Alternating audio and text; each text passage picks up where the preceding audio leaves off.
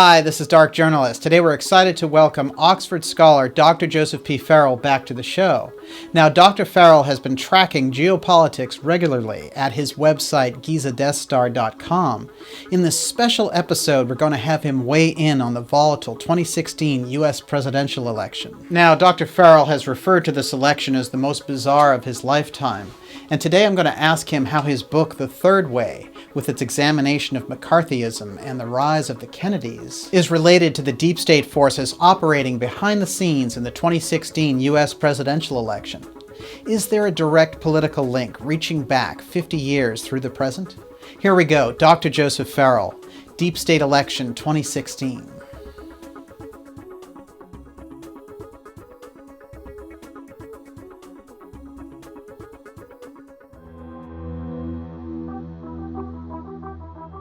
I think that there is something going on here.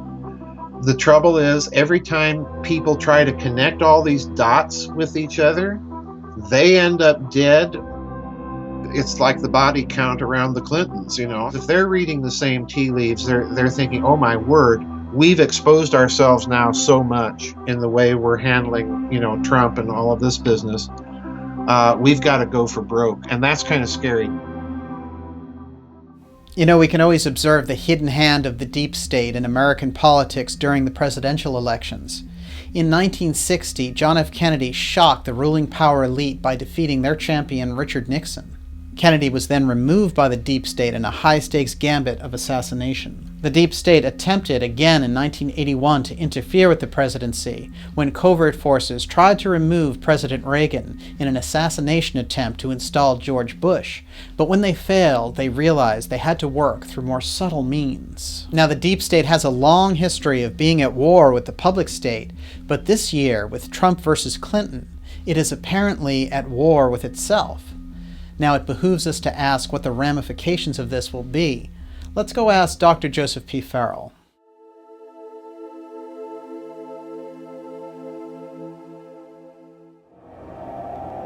Dark Journalist will go there. The deepest issues, the hardest stories, the biggest secrets. The truth is never easy. With top guests, like former Assistant Housing Secretary Catherine Austin Fitts. Catherine, who is really behind this media censorship? Internet feeds go through satellites. Who controls the satellites? It's the Pentagon. Legendary investigator Graham Hancock. Graham, this cataclysm must have destroyed an advanced culture and our ancient past. It truly was an extinction-level event. It was accompanied by massive animal extinctions. It was accompanied by huge and unexplained sea level rises, and then a sudden plunge of global temperatures. Best-selling author Jim Marrs. Jim, don't these elite corporate owners need us around to buy their GMO food? Why would they want to depopulate? Because they are eugenicists and they believe that they need to purify the human race. And if that sounds like the Nazis, that's exactly what it is. Coast to Coast AM investigative reporter Linda Moulton Howe. Linda, how are we going to scale that wall of UFO secrecy? Humans themselves are bypassing, are beginning to dismiss all of the policies of denial and lies. Dark Journalist will go there. Visit darkjournalist.com and subscribe now for a special summer discount available for just $39 for 1 full year. You'll not only receive access to the complete audio archives to stream or download at your convenience, you'll also get exclusive subscriber-only content and Dark Journalist event discounts. Sign up for our free newsletter to stay updated on the latest shows. Dark Journalist. Let's get the real story in 2016. We need dark journalists, so just keep doing what you're doing.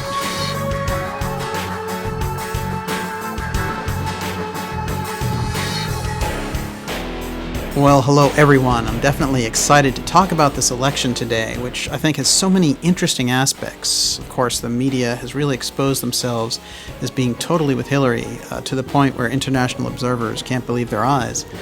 Now, regardless of where you stand or who your candidate is, the incredibly one-sided coverage in this election really is unmasking the agenda of the mainstream media, which is to keep that propaganda train moving and to keep these global trade deals intact. Now we're going to break it all down with Dr. Joseph Farrell, and a quick reminder here to sign up for our newsletter at darkjournalist.com so you don't miss any of the shows we have coming up for election season. Joseph, it's great to have you back on the show. Thanks for having me. Now, we have a lot to get to with this 2016 presidential election coverage. Yes. But I wanted to start off with this, which, although apparently unrelated, is really in sync with this bizarre picture that we see forming in 2016.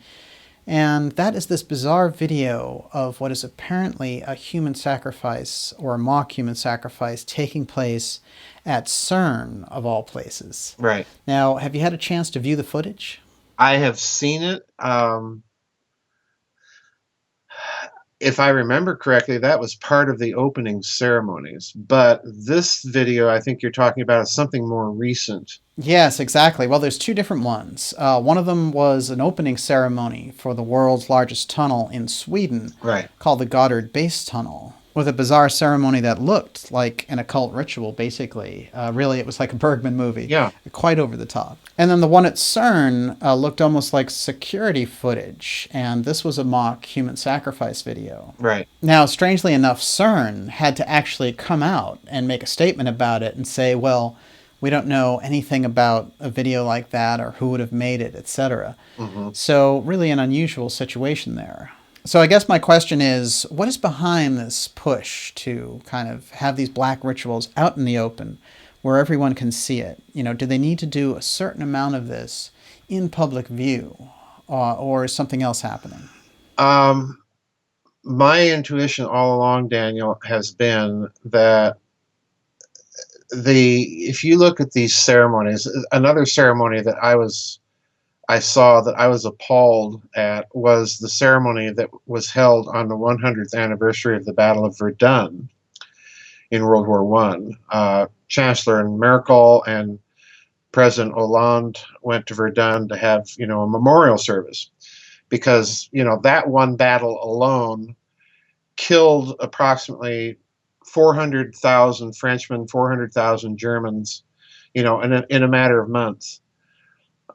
Weeks, actually. And the ceremony was this bizarre pagan Luciferian thing. And I use that word advisedly because I think that's these people telling us who their ultimate master is. And I was just dumbstruck by the fact that you would honor dead Frenchmen who are fighting for France and, Catholic, Christian, free France, and dead Germans, fighting for the Reich and their version of Christian civilization. Why would you honor those dead in that way with something so blatantly against what both sides were fighting for? Mm-hmm. I thought all along that the elites, the power elites, that there is a certain segment of them that have a deeply occult, black, satanic spirituality. Right. So what kind of public revelations can we link some of this activity to? What's a good focal point that we can correlate it with? I think this is why you see the pedophilia scandals that keep popping up over and over again in this country, in the United Kingdom, in the Catholic Church. There's something going on. Mm-hmm. And I think they're connected. The trouble is, I do know that there are certain people who've tried to connect these things and they end up dead. Right. There was back during in the aftermath of the Franklin scandal in this country, Daniel. I don't know if you remember that, but in the aftermath of that, there were certain researchers that, and I can't remember their names, that investigated a thing called the Founders Foundation or something like this. And it turns out that this so-called foundation was doing nothing but going out and abducting children to use as sex slaves in the elites' games, their sex games, their sacrifices, and so on and so forth. So what I think is going on, Daniel, is behind the mock sacrifices, there's a reality. And I think there's some sort of rule, to be quite honest with you, that they have to tell the world what they are about to do or going to do or are doing in some way or fashion in order for their agenda to go forward. I don't know how else to put it. Well, that's very interesting, actually. I can really follow that. Now, do we have a good example in ancient doctrines that would sort of demonstrate this rule? The book of Job, if you want to get right down to it, you've got the devil going to God and saying, okay, well, let me do this. And God says, well, all right, but you have to kind of prepare, let him know you're going to zap him with all sorts of junk. Right. That's the impression I'm getting from all of this. We've seen such nuttiness. They wanted to build a temple to Baal in New York City. And from my standpoint, yeah, that's kind of appropriate. But Right. Yeah. I'm a Midwesterner. These people on the coast, no offense, but anyway. But I think that there is something going on here. The trouble is, every time people try to connect all these dots with each other, they end up dead, or all of a sudden decide that they need a new career in a different field of research. It's very strange. Suddenly they need a new career in a new town. A new career in a new town. Exactly. Yeah. Now, I think Ted Gunderson is the researcher that comes to mind. That's the name I was trying to think of. Yes, great That's investigator. the name I was trying to think of. Yeah, and his research went really deep. It went very deep, and lo and behold, all of a sudden he ends up dead. And, he didn't strike me of a heart attack, if I remember correctly. And he did, an FBI special agent is going to have government physicals as a part of their regular routine. They're not going to recruit somebody that's not in good physical condition. And he was, an elderly gentleman, but he never struck me as being in particularly bad health. Well, there's just no question that there's a pattern around certain investigative researchers having their efforts cut short.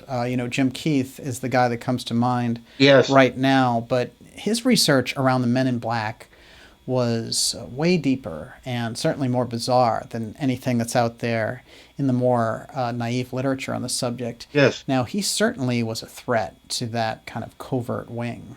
Oh, yeah. I mean, he goes in for, outpatient knee surgery and ends up dead. Yeah.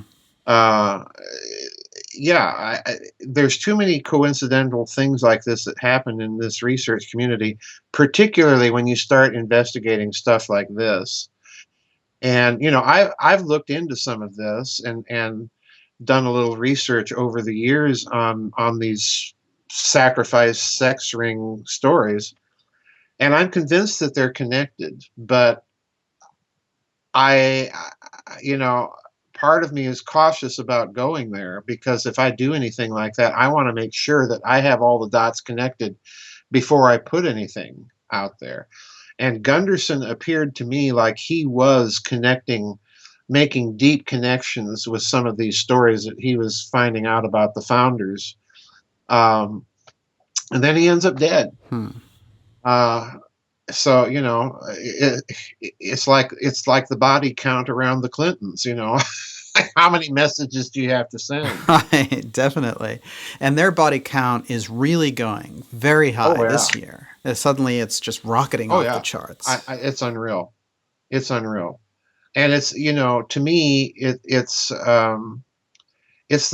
goes all the way back to Arkansas. It's that Bush Clinton nexus again. That they're both corrupt up to the earlobes, and if nothing else, Daniel, I think what Trump is doing is he's thrown such a monkey wrench into the system that it has them genuinely panicked, because what he's done is he's put all of this alternative media stuff that we've been researching and discussing for years, he's put it right into the mainstream, and it's not going to go away. And they know that. Definitely true. Whether he wins or loses, it's not going to go away. Well, it's actually an amazing strategy when you think about it. I had Roger Stone on the show. Oh, really? Yeah, talking about his LBJ book, about LBJ's involvement in the Kennedy assassination. And at the time, his Clinton expose books were just in development. You know, and I found it interesting that he was working on the books a few years before Trump ran for president. And then Stone became the advisor to Trump, and now they're battling the Clintons.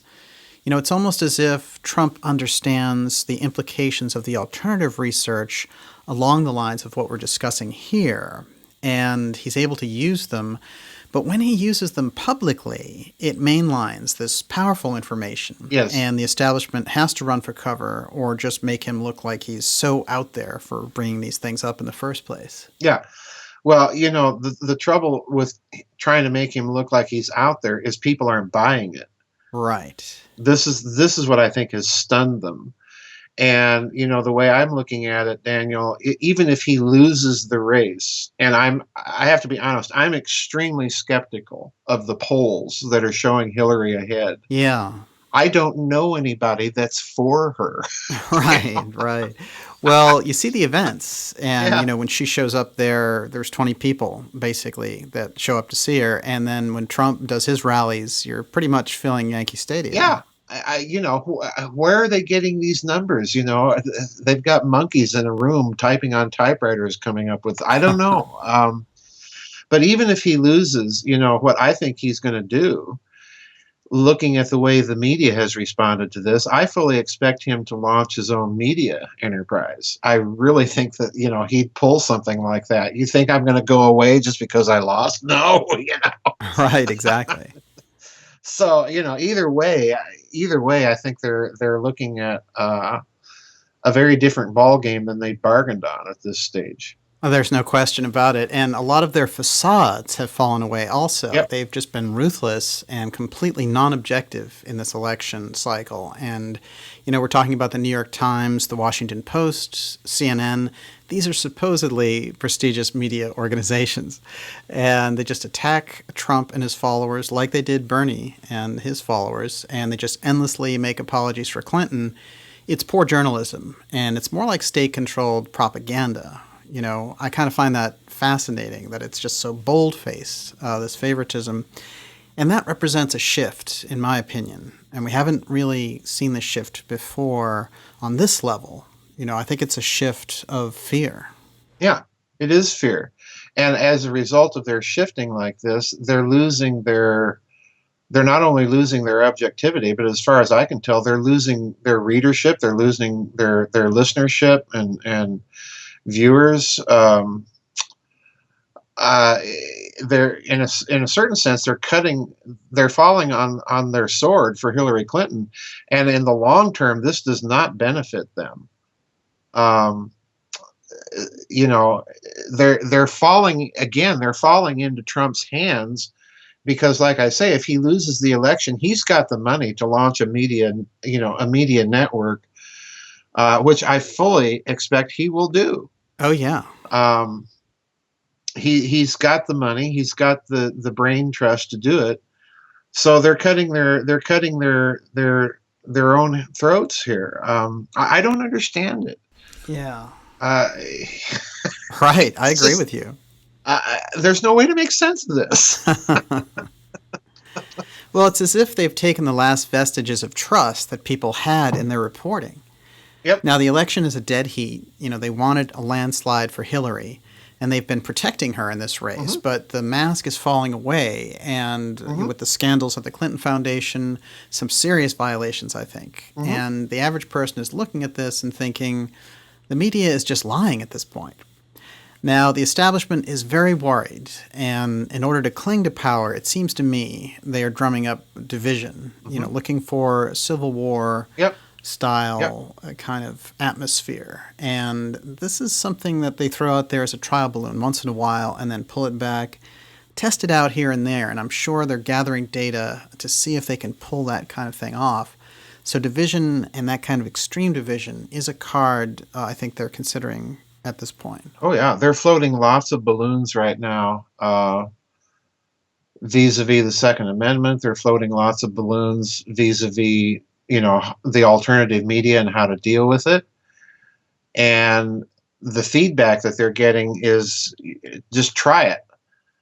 And the bad thing that they've got to take into account, again, is where are all these hacks coming from? They're trying to blame the Russians. This isn't floating. I think it's got to give them pause that if there's a segment of the American deep state that is that pissed off at what they have done and what they're up to and who's behind them, they've got to be thinking, oh my word, were exposed, and now we're isolated. Mm-hmm. It's the George Soros Israeli thing. You've got the Jerusalem Post now saying all these things about Soros, and they're not complimentary. And it's a short telephone call from Jerusalem to Tel Aviv in the Mossad. So Right, yeah. it's not long distance. So So Soros has good reason to look over his shoulder, right? Good reason to look over his shoulder. If you've got somebody in the NSA or whatever leaking all of his foundation emails, and they're writing about it in Israel, I'd be a little concerned. Yeah. And the Russians banning his organization in Russia, I'd be concerned. And and if you're Hillary Clinton and getting all the backing that she's getting from Soros and people like that, I'd be a little concerned if I were her too. Right. It's just I have, Daniel, in all of my years, I've never seen politics this nutty. Yeah. I mean, I thought it was nutty with Johnson and Goldwater. I know, they seem tame by comparison. They seem tame by comparison. This is nuts. Well, there's something interesting going on in this election, and it goes back to something that you've said about a portion of the deep state attempting to expose Hillary, expose Soros, and also exposing the media. Mm-hmm. Now, a couple years back, we had the whistleblower Edward Snowden revealing illegal surveillance of U.S. citizens by the NSA.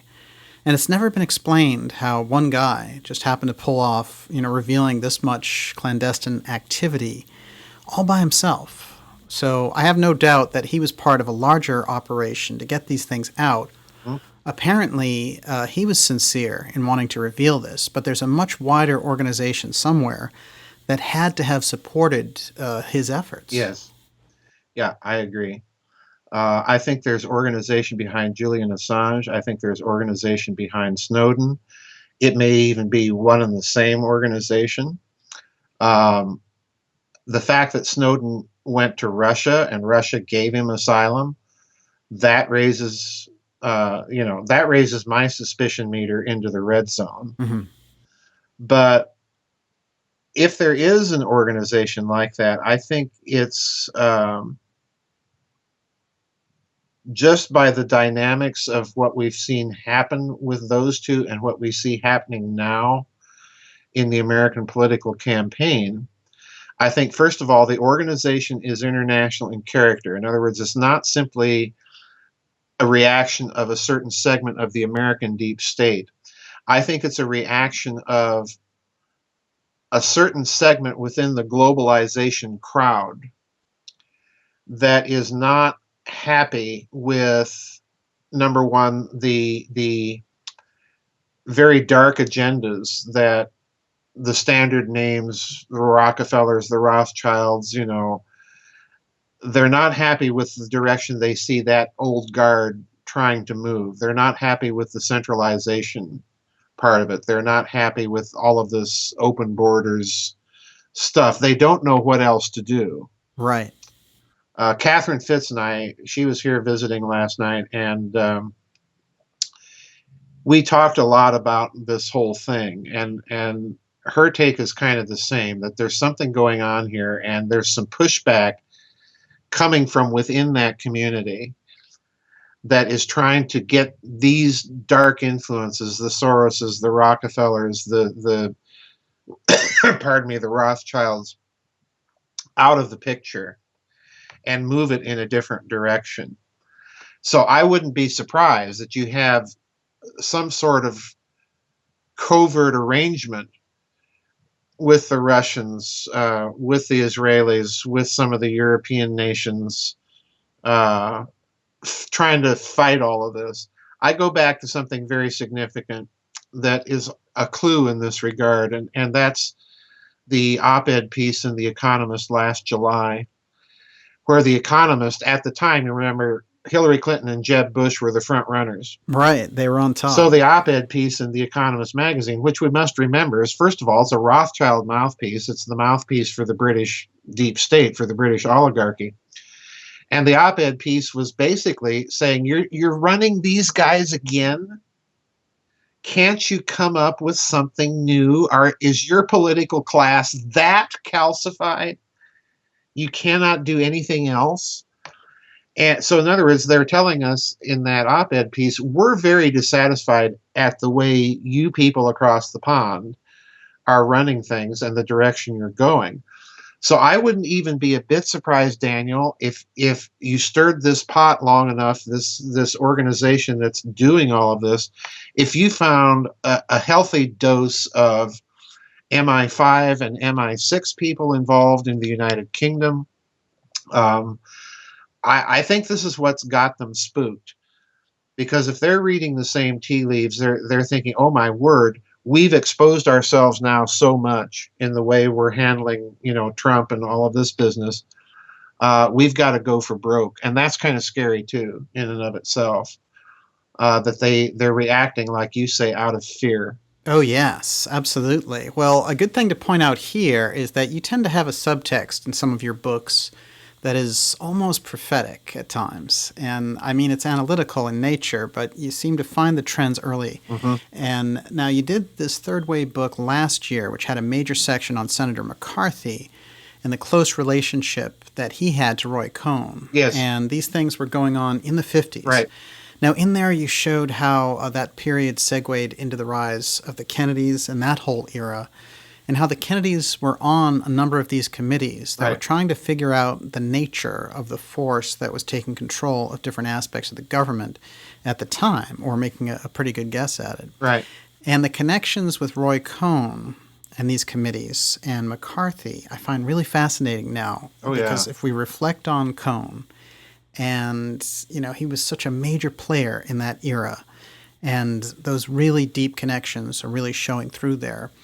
And for another 40 years, he went on to do this. Now, he was a political mentor to Trump and his lawyer. Yes. And that brings us to this kind of fascinating idea that you've raised, that we could be looking at the Mafia and their deep state influence as the force behind the Trump candidacy. I think that at least you have to entertain the possibility, for the reason that if you go back to the Mafia's connections with the federal government, this goes back to World War II, when Bill Donovan made the deal between the OSS and Lucky Luciano to use the mob connections inside fascist Italy to, report on Italian movements and so on and so forth, what Mussolini's government was up to and so on. So there was a deep nexus that occurred between the Mafia at that time and the American intelligence community, and that continues after the war. The problem here is, I think, what Trump represents to a certain extent. He's made his money in casinos. We know well the connection between the Mafia and casinos, because casinos were used in large part to launder their money. Right. So I think what you're looking at with Trump, or at least you have to entertain the possibility, is even though the American Mafia is involved in, in the international drug trade and so on, they're involved in the casino industry and so on. What you're looking at with the Mafia is nonetheless a group of people that, in spite of their criminal background, are patriotic. Uh-huh. They do genuinely like this country. They want to defend it. Again, using Lucky Luciano as the example here, running his spy operation for the OSS from prison. Right. How does this work? But anyway, if you're the Mafia then, and you have taken a hit in your casinos from Obamacare and all the other things that have eradicated the middle class's discretionary spending, if you're taking that kind of hit and you're seeing the people behind it are these international globalists, well, what do? You back a candidate that wants to put an end to that says no to all of this globalism, open borders, TTP, and all of this stuff. but they can't do it alone. This is why I think it's very interesting about this scenario with all these leaks. Yes. Because by the same token, that the leaks themselves indicate that somebody has an intelligence background that knows how to go into these places, get their emails, and put them out so that everybody can ignore them in the mainstream media as they've been doing or trying to do. So yeah, I think Trump is perhaps, if you look at him and the way he has handled his campaign and the way he has handled his opponents, dropping the little zingers in that he has dropped in during the Republican primary, the business about 9/11, just zinging Jeb Bush. Yeah. With statements that literally came right out of the 9/11 truth movement. And that they tried to tar him with that brush in response to this, and it didn't get anywhere. Yeah. Jeb Bush dropped like a rock after that comment. And then zinging Ted Cruz with the business about his father and JFK. And again, days after this happens, Cruz drops out, his financial support withered, and he was out. Absolutely. So what that tells me is that there's somebody in the Trump campaign that is a liaison for all of this intelligence that he plops into at certain key timed moments, that he plops into his statements and speeches. And my only guess is it has to be coming either from the Mafia or from the American intelligence community, and probably both.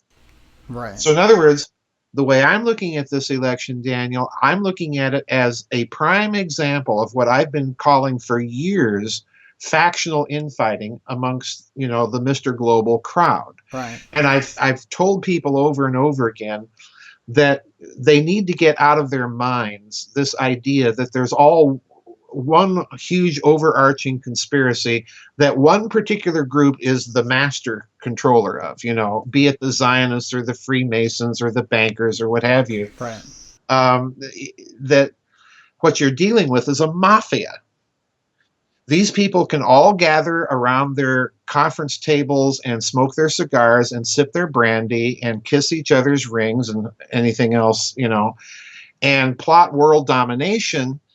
But as they near the end game, the closer they get to their goal, the more the factional infighting is going to increase, because each faction wants to be the faction in charge. And that's what I think is going on. I think this election is the international globalists, the centralizers, the neocons are the Hillary people. And the people that say, no, we've tried your way, it's not working, let's go another way, let's try the decentralized approach, and that's the faction behind Trump. I don't think, in other words, what I'm saying is, I don't think the Donald Trump candidacy was just a lark that he got in his head one day. Oh, well, by the way, I'm going to run for president. I'm tired of building casinos. No, this guy doesn't operate that way. I mean, come on. He's too smart for this. Right. So, I think there's something else going on behind his candidacy that nobody has really looked at. Absolutely. I completely agree. And I'm sure it explains why the media is showing their real face here. Now, when we come back, we'll take a closer look at these factions that are battling. Last round of part 1 coming up here with Dr. Farrell. Stay with us. Go deeper with Dark Journalist. Subscribe now and you'll have access to the complete audio archives to download or stream at your convenience. Receive advanced updates and discounts on Dark Journalist events. Enjoy exclusive subscriber-only content. Go deeper with Dark Journalist. Visit darkjournalist.com and subscribe now for a special summer discount, available for just $39 for 1 full year. Dark Journalist. The truth is never easy.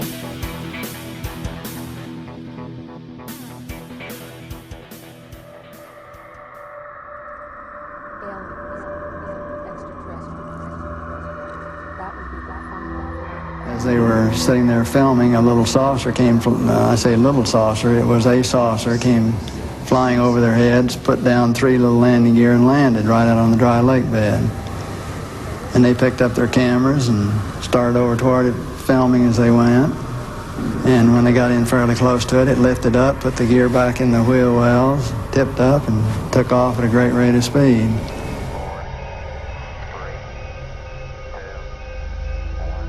Dark Journalist will go there. The deep state has a long history of being at war with the public state, but this year, with Trump versus Clinton, it is apparently at war with itself. Hidden technology. So in other words, the possibility exists that you have here a machine that is manipulating magnetic fields on a planetary scale that has nothing to do with particle physics. The black budget. But there's no such thing as getting away from the corruption, because it is literally, it is now integrated into every economy in the globe. Geoengineering. I'm talking about right down to the DNA level. Imagine that you have now the microprocessors and sensors, along with everything else, into every human body. For more deep interviews, special reports, and documentaries, visit darkjournalist.com today. Dark Journalist, the truth is never easy. And we are back. This is Dark Journalist, and I'm speaking with Oxford scholar Dr. Joseph Farrell. Now, Dr. Farrell is the author of the popular Giza Death Star book series. His two new books this year are Hidden Finance Rogue Networks and Secret Sorcery, which is mostly about his investigation of the deeper context of 9/11, which we did a 3-part series on at darkjournalist.com. And his latest one is Rotten to the Common Core, about the surveillance state getting into education, which is our next episode with him. Now, today we've been taking a more penetrating look at this unusual presidential election of 2016 and what's happening behind the scenes. Now, Joseph, we were getting sort of a good look at these different factions battling in this election. And the question is, are we seeing a split in the deep state? I think, it's factional infighting. What we're seeing with these two is factional infighting, just like what we saw with the Brexit vote. We're seeing it now in, spreading in Europe. It's going to be very interesting regardless of who wins.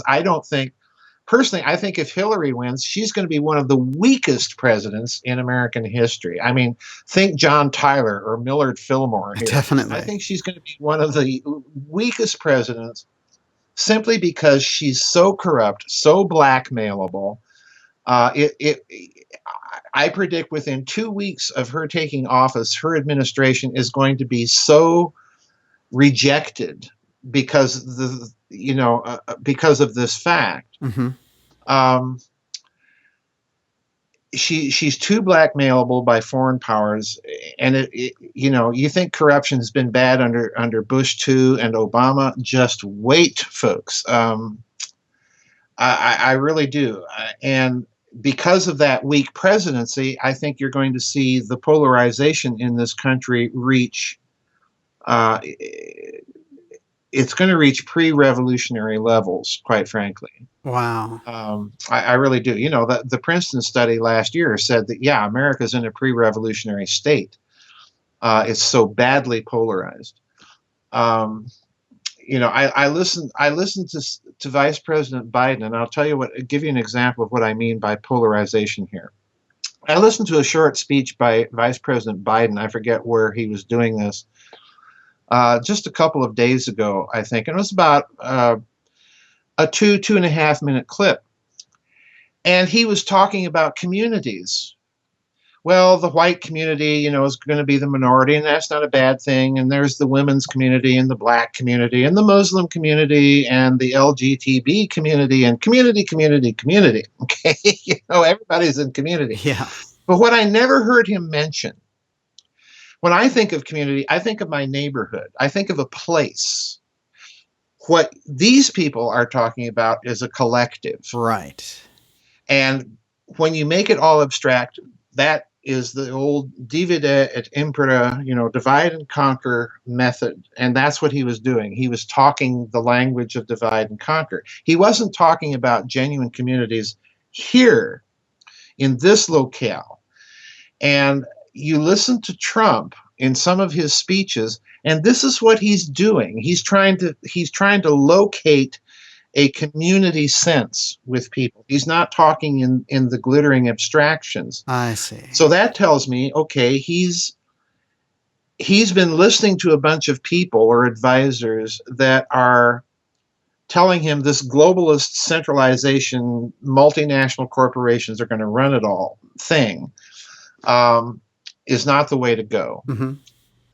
And now that he's put that meme out there, it's not going to disappear if he loses. It's only going to grow. Right. He's talking Vladimir Putin and Viktor Orban's language over in Europe. He's saying the same thing.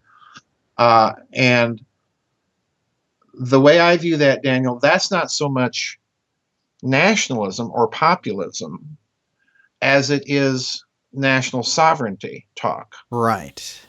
And that's what the globalists hate. They don't want that. They don't want national sovereignties. They don't want you and me to be free individuals and sovereign. And that's what he's tapping into. I think Hillary, on the other hand, represents that crowd. She certainly caters to it. And if what's coming out about the Clinton Foundation right. now, it's any indicator, she's not only catering to it, but in a certain sense, exposing that whole idea as nothing but a great, big, huge global cabal of racketeering, influence peddling. It's a gang. Definitely. It's like her first day in office would be like Nixon's last day in office, I know. It's just, yeah, well, aptly said. I'm not a crook, Well, in Hillary's case, I am a crook, and there's nothing you can do about it. Right, exactly. It's just incredible. Now, I want to go back to your Third Way book for a moment, because you've pointed out in there that these post-war influences of fascism and communism, yes, they embedded themselves in the national security state, into the political life of the nation, and they've sought to assert power again. And it seems now like the communist influence, as you just mentioned in Biden's weird speech about communities, that communist influence seemed to grow into that Obama, Biden, Clinton wing. Oh yeah, it's always been more closely associated with the Democrats than with the Republicans. Which the opposite is true of the Republicans. You have that fascist, what I call the Sullivan and Cromwell crowd. Right. Alan Dulles, John Foster, John McCloy, making all of their dirty deals with, the Nazis, with Galen at the end of World War II. So, the Republicans aren't innocent here, folks. Exactly, but, yeah. What gets me, Daniel, talking about this election where things are so in your face, I mean, my word, we've got communists trying to show up and protest Trump rallies, and they're openly waving their communist flags. This doesn't make the mainstream media, and they're throwing their support to Hillary. Well, what does that tell you? Yeah, the reason I put that in the Third Way book, these committees, as I said, I think when we did that interview, was the way I'm looking at it, Daniel. I don't think anybody has sat down to do a comprehensive history of why in the world are we having all of these congressional investigations, Republican and Democrat, after World War II, dealing with shadowy influences in the federal government, be it McCarthy and his communists or Kefauver and the Mafia, or the Reese Committee with the foundations, which we'll probably get into today with the Common Core book. Mm-hmm. There's all these committees. Oh, yes. And no one has done a history of what really is going on here. Why do we have all of these committees popping up, investigating these little things? And why has no one attempted to connect the dots between them? So what I suspect, as you've alluded to in your question, is that there may have been a perception that the two greatest national security threats that this country has faced in the last century, communism and fascism, were working behind the scenes during that era in conjunction with their American deep state, high finance backers in both camps to orchestrate and maneuver themselves into positions of power and at the same time expose their opposite numbers. Right. Because for example, you dig into McCarthy, Senator McCarthy, in Wisconsin, one of his big backers, financial backers, was this Wisconsin millionaire with openly pro-fascist sympathies. So in other words, go get them, Joe. Go get those commies. You had this working, and clearly he's getting intelligence from somewhere. Yes. In his investigative committees. So the thing I'm suggesting is, I think these two factions are hidden. They're in the woodwork, so to speak, of the federal government, and they're trying to take out their opposite number. And lo and behold, here we are now in this election, and we see something similar happening. Mm-hmm. We've got a Nazi collaborator in Darth Soros supporting his young apprentice, the Sith Lord Hillary. Right. And at the same time, she has all of these murky connections with the Chinese and so on and so forth. And then we've got the other pissed off part of the American deep state represented Donald Trump. So I'm like, it's the 50s. Yeah. Right. I think you can draw a line from there. Yeah, you can draw lines here. Definitely, yeah. Now, one thing you've identified that's interesting is if that American deep state intelligence network that was tied in with the Mafia and the Mafia itself is behind Trump's rise, then one of the key things could be the serious loss of revenue, at casinos, for other activities. Obamacare and its premiums have eaten away at the disposable income of ordinary Americans. That's a fact. Yes. So, Yes. Here's this element of the Mafia and the deep state saying, hey, you and the international corporations cut us out of the pie. Now you're going to have to pay for that. Right. It's omerta. Yeah. And I mean, come on, Roy Cohn. Right. This guy, I mean, let's be honest here. This guy was a piece of work. Yeah. He had his fingers into just about every pie, Mafia related, that you can think of. And let's be honest here. Yeah, Donald Trump's a businessman. He's a shrewd businessman. He's made billions of dollars. He's built his buildings and so on. Well, come on. You can't build a building in New York City without greasing a few palms in the unions with the mob, making the right donations to the right city council members and so on. It just can't be done. Right. So he knows how this game is played. He's got those contacts. Roy Cohn is probably just the surface part of it, the most visible part of it. But, he can't be in that business. He cannot be in the casino business and not know who the players are. Right. So, yeah, I do think that Trump, he's not getting all of this intelligence on his own. I just don't see that. And even with his connection to Roger Stone, mm-hmm. Stone would be the kind of man that would know who to talk to in the NSA or the CIA or the FBI to find out things. So, yeah, I think Trump is a pissed off deep state faction candidate. I really think it makes a lot of sense. And we'll go further into the geopolitical reasons for this and how interesting aspects of the military are joining his team while others are divided. What's behind that? Now, in part 2, we're going to get into all this, and we'll tie in how the surveillance state is now in the middle of a takeover of the education system and how all this ties together. So subscribers to darkjournalist.com will get that episode next week, and it's really the time to subscribe with the discount ending soon. So do it now, and that helps the program. Joseph, thank you. Amazing stuff today, and stay right there. Let's drink some more coffee, and we'll do part 2 right now. Okay, good. Thank you for joining me for this fascinating episode on Deep State Election 2016 with Dr. Joseph Farrell. You can find more special reports, deep interviews, and documentaries at www.darkjournalist.com. You can also subscribe here to our YouTube channel to receive the latest videos. See you soon.